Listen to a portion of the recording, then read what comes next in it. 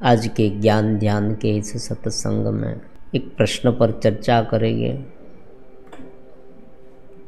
एक सुंदर सा प्रश्न है, वो मैसेज के माध्यम से व्हाट्सएप पर मिला है।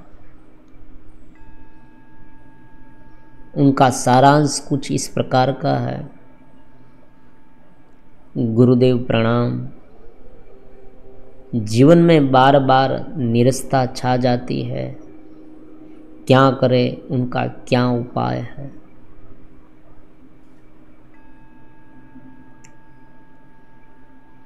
जीवन में निरस्ता आना, असंतोष का आना, दुख का आना, भय का आना, ये बहुत स्वाभाविक रूप से होता है।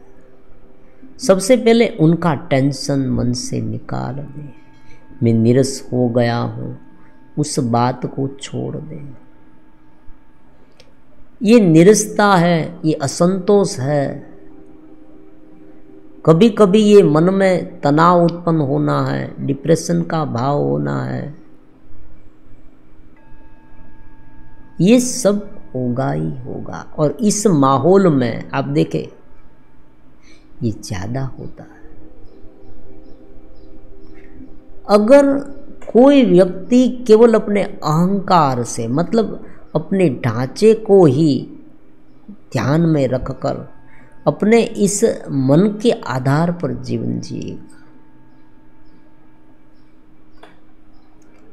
अगर उनका दर्शन जो है वो केवल बाह्य तल पर आधारित होगा, तो ये सारी की सारी जो परेशानियां हैं उसे उठानी ही पड़ेगी।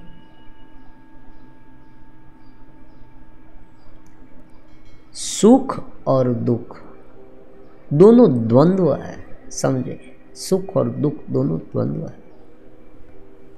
कोई व्यक्ति अगर सुख की चाह रखता है, और सुख की चाह तो हर एक व्यक्ति रखेगी, देखो ये भी है, कोई व्यक्ति ऐसा नहीं जिसे सुख पसंद ना हो। अच्छी जगह पर कौन नहीं बैठना चाहता।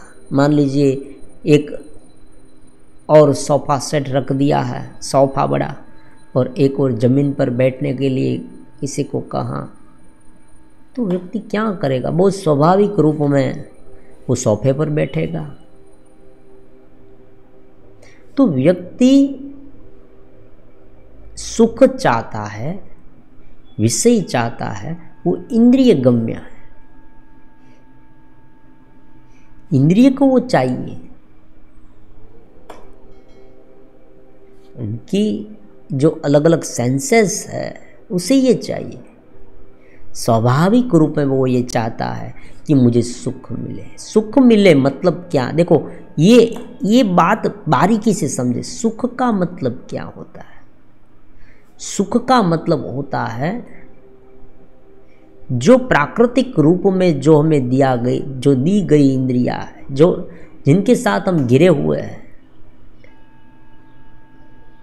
जिस इंद्रिय को हमने अपने पर ओढ़ रखा है,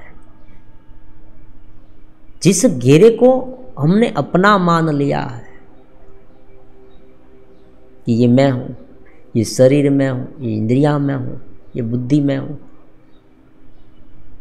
तो उनको जो हमने मान लिया है, उनके मुताबिक जो कुछ भी अनुभव में आएगा, और उसे क्या अनुभव में आता है, उसे क्या अच्छा लगता है? बाह्य विषय। इंद्रिय को तो विषय अच्छे लगेंगे, बहुत स्वाभाविक बात है, क्योंकि उनकी वृत्ति ऐसी है, उनकी टेंडेंसी ऐसी है, उनकी स्वाभाविक लाक्षणिकता है ये, कि वो उनकी ओर जाएगा, उनकी ओर जाएगी। और जो मन है, समझे, मन है, मन क्या करेगा? मन अगर इंद्रियों के विषय में ही रहेगा, मतलब शरीर में ही रहेगा, शरीर के अलग अलग विषयों में ही रहेगा, तो स्वाभाविक रूप में हमें वही चीज अच्छी लगेगी जो बाह्य रूप से है। अब ये एक बात हो गई प्रकृति की, लेकिन आजकल ये नहीं होता। केवल प्राकृतिक जो शारीरिक है ये नहीं होता, इनसे भी ज़्यादा बहुत कुछ होता है। बाह्य लेवल पर जो कोई व्यक्ति कुछ सुख संपत्ति, सुख सुविधाएं है, मान सम्मान है, ये सब भुगत रहा है, ये सब कर रहा है, तो उसे देखकर मन में ऐसी करने की चाहत उत्पन्न होती है। ये चाहत है, महत्वाकांक्षा है। ये जब सफल नहीं होता, जब कर नहीं पाते, कोई निष्फलता उसमें मिलती है, तब दुख होता है, तब हताश हो जाते हैं। मन ही मन चिंतित हो जाते हैं कि अरे मैं कुछ न कर पाया, अरे मेरा जीवन व्यर्थ गया। तो ये पूरी तरह से दर्शन का विषय हो गया। जो इस चैनल से जुड़ा हुआ है, जो साधना कर रहा है साधक,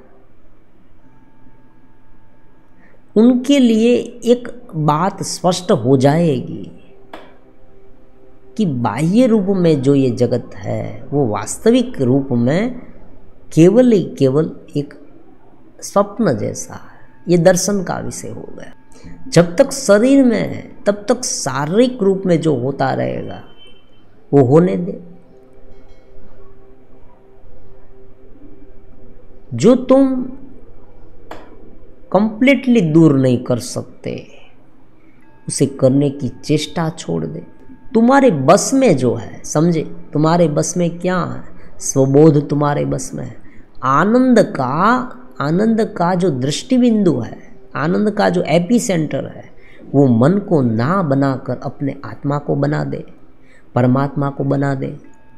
तो बाह्य जो आपाधापी है, बाह्य जो मनोवृत्तियाँ है, बाह्य जो इंद्रियाँ है, वो अपने आप तुम्हारी सुधर जाएगी।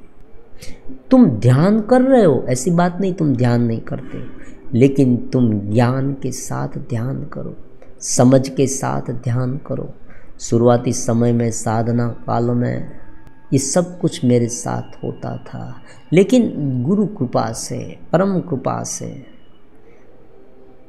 जब ये अनुभूति हुई, जब अनुभूति होने लगी, तब ये सरल रूप में, सहज रूप में सब समझ में आ गया। ये भीतर हम समझ जाते हैं, शब्द से नहीं समझते हैं, भीतर समझते हैं। इसलिए बार बार इस चैनल में जो जुड़ते हैं वो सभी साधक को बार बार कहते रहते हैं, साधना करे, भजन करे, ध्यान करे, किसी भी तरह से अपने मन को शुद्ध करे, शांत करे, मन को देखे।